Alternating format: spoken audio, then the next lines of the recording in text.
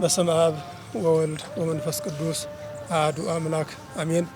የተወደዳችሁ የልዑል እግዚአብሔር ቤተሰቦች እያላችሁበት ሰላም እግዚአብሔር ይድረሳችሁ እያልኩ የ2018 ዓመተ ምህረት የአእላፋት ዝማሬ በሀገረ ስብከታችን መልካም ፈቃድ እንደ ሐዋሳ ከተማ በሐዋሳ ደብረ ምጥማቅ መድኃኔዓለም ቤተ ክርስቲያን በታላቅ ስነ ስርዓት የሚካሄድ በመሆኑ በዛሬው ዕለት አጭር መግለጫ መስጠት አስፈልጓል።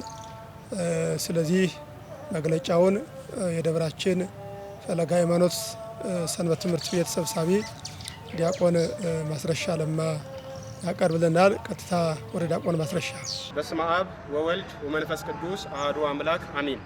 በሐዋሳ ደብረ ምጥማቅ መድኃኔዓለም ቤተ ክርስቲያን በሚዘጋጀው የአእላፋት ዝማሬ የተሰጠ መግለጫ ከአዲስ አበባና አዳማ ቀጥሎ እንደ ሐዋሳ ከተማ የአእላፋት ዝማሬ በታኅሳስ 27 እና 28 እንድንዘጋጅ በሀገረ ስብከቱና በኢጃት እውቅና ስለተሰጠን በሐዋሳና ዙሪያዋ በአጎራባች ከተማ የምትገኙ ኦርቶዶክሳውያን በቅድሚያ እንኳን ደስ አላችሁ፣ ደስ አለን። አንድ ቅድሚያ ዝግጅታችንን የጨረስን በመሆኑ ከቅድመ ዝግጅቶቻችን መካከል አንዱ የሆነውን የህብረት ዝማሬ ጥናት ከነገ ከታኅሳስ 9 2018 ጀምሮ ጥናቱ የተጀመረ መሆኑን በይፋ እናበስራለን።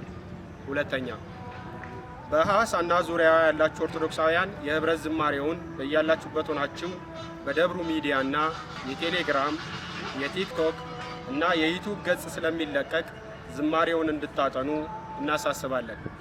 ሶስተኛ ይህ መልእክት ለሁሉ እንዲዳረስ በገና ዋዜማ ሁሉም ኦርቶዶክሳዊ ቀኑን በምስጋና እንዲያሳልፍ ይህን መልእክት ለሁሉም ኦርቶዶክሳዊ እንዲያስተላልፍ በቤተ ክርስቲያን ስም ጥሪያችንን እናስተላልፋለን። በስተመጨረሻም በቅርብ ቀን ሙሉ ፕሮግራሙን በተመለከተ ዝርዝር መግለጫ የምንሰጥ መሆኑን በአክብሮት እንገልጻለን። መልካም የጥናትና የዝግጅት ጊዜ ይሆንልን። ወስብሐት ለእግዚአብሔር።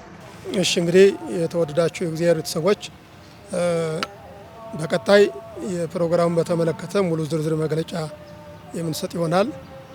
ፕሮግራሙን እንግዲህ የልደትን በዓል በተመለከተ የሚካሄደውን የአእላፋት ዝማሬ በታላቅ ስነ ስርዓት በደብራችን በደብረ ምጥማቅ መድኃኔዓለም ቤተክርስቲያን በ27 እና በ28 የሚካሄድ በመሆኑ ከወዲሁ ዝግጅት በማድረግ ይህን ፕሮግራም እንድትታደሙ እግዚአብሔርንም በዝማሬ እንድናመሰግን እንድናገለግል መልእክታችን እናስተላልፋለን። እግዚአብሔር አምላካችን ለበዓሉ ለዕለቱ ደርሰን በዝማሬው አገልግለን እንድንባረክ የአምላካችን ቅዱስ ፈቃዱ ይሁንልን።